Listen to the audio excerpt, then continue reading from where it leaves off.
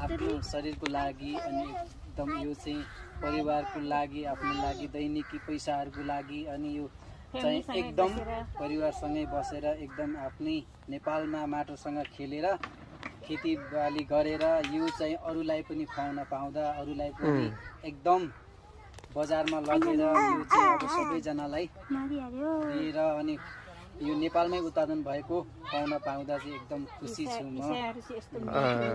अनि म एकदम परमेश्वरको वचनमा हिँड्ने मान्छे, परमेश्वरको छोरो, यसुलाई विश्वास गर्ने हिँड्ने मान्छे चाहिँ एकदम मेहनतिलो, एकदम आत्मा निडर। हाम्रो छोरी चाहिँ यही तनेल यही फार्ममा आएर जन्मिन यत्रो भइसक्यो। अनि कतिजना परिवार हुनुहुन्छ? अहिले हामी 4 जना यही आएर यो खेती किसान पनि प्लस 2 जना छोराछोरी पनि भइसक्यो। राम्रो प्रगति भएछ हैन? 4 जनाको परिवार भइसक्यो। एकदम सन्तुष्ट। ल बधाई छ तपाईलाई। अन्तिममा अनि तपाई यो नेपालको युवा भाइ बहिनीहरूलाई चाहिँ के सन्देश दिन चाहनुहुन्छ?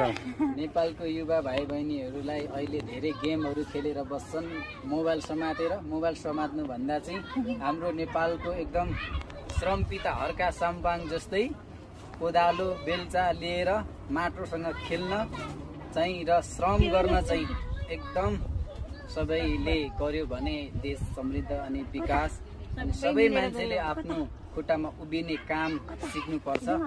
यही हो मेरो भाइ बहिनीहरूलाई सुझाव। ल हस्, धन्यवाद छ।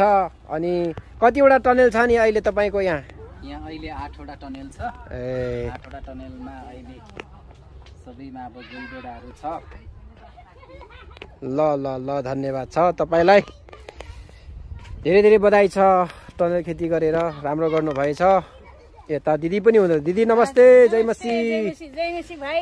हजुर चाहिँ यहाँ म आज मेरो भाइकोमा आएको, एकदम यो टनेल खेती हेर्दा एकदम मन एकदम हौसला बढेको छ, खुसी लागेको छ।